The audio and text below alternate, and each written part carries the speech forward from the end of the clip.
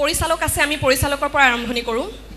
প্ৰথমটো আমি অনুষ্ঠান যোৰহাটত কৰিলোঁ, প্ৰমোশ্যনেল, আৰু তাত আমি জনসাধাৰণৰ ৰাইজৰ খুব সমাদৰ দেখিবলৈ পালোঁ। আৰু নলবাৰীও কিন্তু ব্যতিক্ৰম নহয়, নলবাৰীও হাউচফুল। গতিকে আমি আশা কৰিব পাৰোঁ ছবিগৃহটো হাউচফুল হ'ব, 100% হাউচফুল হ'ব। আৰু থেংক ইউ ছ' মাছ। আৰু আপোনালোক সকলোলৈকে মই আন্তৰিক অভিনন্দন আৰু মোৰ নমস্কাৰ জনাইছোঁ। আপোনালোকে ইমান বহুমূলীয়া সময় লৈ আমাৰ এই চিনেমাখনৰ প্ৰমোশ্যনৰ আজি এই সংগীত যিটো ৰিলিজ হ'বলগীয়া, মুক্তি দিবলগীয়া এই অনুষ্ঠানটোত আপোনালোকে আহিছে, ইমান ভিৰ হৈছে। মই ভাবোঁ এনেকুৱা লাগিছে যেন আমি এতিয়া চিনেমা হলত আমি এক্টিং কৰি থকা নিচিনা লাগিছে আৰু অডিয়েঞ্চে চাই আছে, এনেকুৱাই লাগিছে, এনেকুৱাই হ'ব লাগিব একচুৱেলি, আশা ৰাখিছোঁ। মই গোলাঘাটৰ, যোৰহাটত এখেতে যেনেধৰণে কৈছে যে আমাৰ অলৰেডি দুটা গানৰ ৰিলিজ হৈ গ'ল। নলবাৰীলৈ আহিছোঁ আৰু নলবাৰীখনো মোৰ একচুৱেলি খুব আপোন, কাৰণ নলবাৰীত মোৰ খুব ভাল ভাল বন্ধু, খুব বিশ্বাসী আৰু মোৰ একান্ত মোৰ ক্ল'জ ফ্ৰেণ্ডছ কিছুমান আছে নলবাৰীত। বৰমালৈ আহি থাকোঁ মই, আৰু নলবাৰীবাসীৰ ৰাইজৰলৈ সদায় অনুৰোধ থাকিব আৰু এটা মানে এইটো এটা ডিমাণ্ডে কি আপোনালোকে চিনেমাখন ছাকচেছ কৰিব লাগিব, চাব লাগিব আমি কিনো বনাইছোঁ এই চিনেমাখনত। মোৰ ভাল লাগিছে, আজি ভয়ো লাগিছে যে আমি এতিয়া আহি এনেকুৱা এটা সময়ত মানে পৰিছোঁহি। চিনেমাখন ৰিলিজ হ'বলৈ আৰু 20 দিন আছে, অহা 3 জুলাইত চিনেমাখন ৰিলিজ হ'ব। গান অলৰেডি 2টা মুক্তি হ'ল আৰু ইতিমধ্যে জনপ্ৰিয় হৈছে। আজি 3টা গান ৰিলিজ হ'ব। আমি খুবেই আশাবাদী, চিনেমাখন বনাইছোঁ আৰু মই সৌভাগ্যৱান যে প্ৰাইডিছ এণ্টাৰটেইনমেণ্ট প্ৰাইভেট লিমিটেডে মোক এই চিনেমাখনক ডিৰেক্ট কৰিবলৈ, পৰিচালনা কৰিবলৈ মোক এটা সুযোগ দিলে। মই তেওঁলোকক ধন্যবাদ জ্ঞাপন কৰিছোঁ। সকলো মই জাৰিদা বহি আছে, আমাৰ ছবিখনৰ কাৰ্যকৰী প্ৰযোজক, আৰু ৰিণিকী ভূঞা শৰ্মা মেমক মই ধন্যবাদ জনাইছোঁ।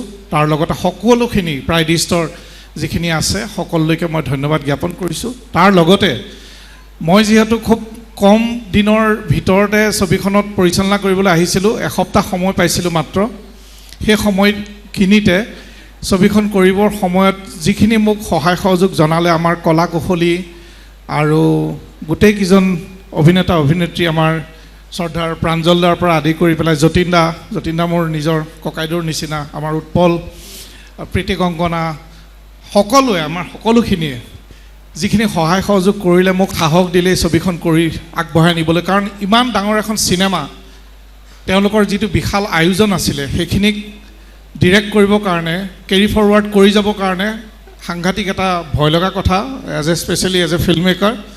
কিন্তু আমি ছবিখন সফলতাৰে আমি শেষ কৰিলোঁ আৰু এতিয়া আপোনালোকে দেখিবলৈ পাব। আশা ৰাখিছোঁ সকলোৱে ভাল পাব চিনেমাখন চাই। আৰু গানখিনি ইতিমধ্যে হিট হৈছে আৰু এইকেইটা গানো আপোনালোকে আজি যিকেইটা দেখিব সেইকেইটা গানো পৰৱৰ্তী সময়ত হিট হ'ব। এই ছবিখনত আমি যথেষ্ট টেকন'লজি ৱাইজ দেখা যায়, যদি আমি best two best camera use কৰা হৈছে। কেমেৰামেন আমাৰ প্ৰদীপ দৈমাৰীয়ে কৰিছে। এডিটৰ আমাৰ one of the best editors in India, তেখেত শ্বেতা ভেংকট, তেখেতে কৰিছে। একশ্যন টিমটো আহিছে চেন্নাইৰ পৰা। বাকী আমাৰ VFX হৈছে প্ৰসাদ লেবত, ইণ্ডিয়াৰ one of the top VFX artist তেওঁলোকৰ মাজত আছে। গোটেইখিনি যিমানখিনি টেকনিচিয়ানছ আছে, সকলো টেকনিচিয়ানছ আমাৰ বেষ্ট টু বেষ্ট টেকনিচিয়ানছ আমাৰ প্ৰডাকশ্যন হাউচে দিবলৈ সক্ষম হৈছে। আৰু ভাল লাগিছে যে এনেকুৱা এখন ছবিত মই ডিৰেক্ট কৰিবলৈ পাই। ধন্যবাদ।